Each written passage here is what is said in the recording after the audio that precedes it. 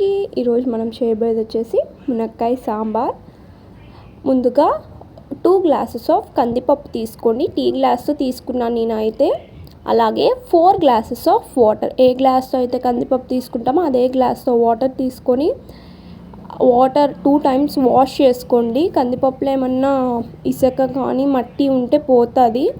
5 to 6 whistles రానివ్వండి. అప్పుడే కందిపప్పు అనేది మెత్తగా ఉడుకుతుంది. తర్వాత ఒక బౌల్ తీసుకొని చిటికెడంతా చింతపండు వేసుకొని 1 టీ గ్లాస్ ఆఫ్ వాటర్ పోసుకొని 10 మినిట్స్ వరకు నానబెట్టుకోండి.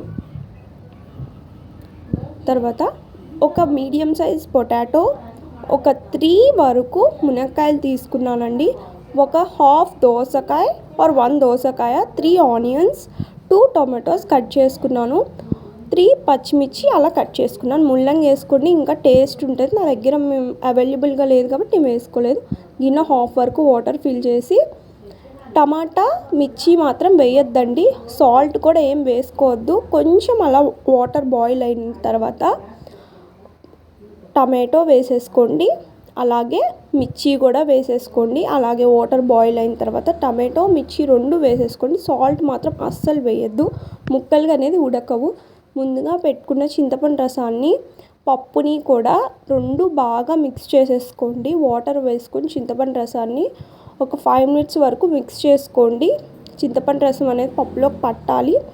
ఆ రెండింటిని కూడా మిక్స్ చేసేసుకున్న తర్వాత మనం వేడివేడిగా ఉడుకుతున్న ముక్కల్లోకి ఈ మొత్తం పప్పు చింతపండు రసాన్ని వేసేసుకొని ఒక 5 మినిట్స్ వరకు బాగా మిక్స్ చేసుకోండి. తర్వాత 1 table spoon sugar, half table spoon వేసుకొని సరిపోతుంది. 1 table spoon salt, 1 table spoon of కారం అండి.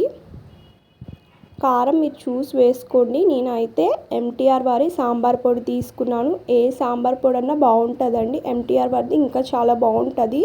తాలింపు గింజలు, చిన్నులపాయ, పసుపు, ఎండుమిర్చి, మినపగుళ్ళు, జీలకర్ర, ఆవాలు, ఇంగవ, కరివేపాకు, కొత్తిమీర అన్నీ కూడా కడాయిలో ఆయిల్ హీట్ అయిన తర్వాత వేగిన తర్వాత ఇవన్నీ కూడా ఉడకబెట్టుకున్న సాంబార్లో వేసేసుకోండి.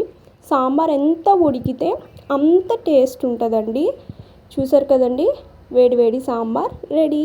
మీకు కానీ ఈ వీడియో నచ్చినట్లయితే లైక్ చేయండి, సబ్స్క్రైబ్ చేసుకోండి మన ఛానల్ని మరిన్ని వీడియోస్ కోసం. Thank you.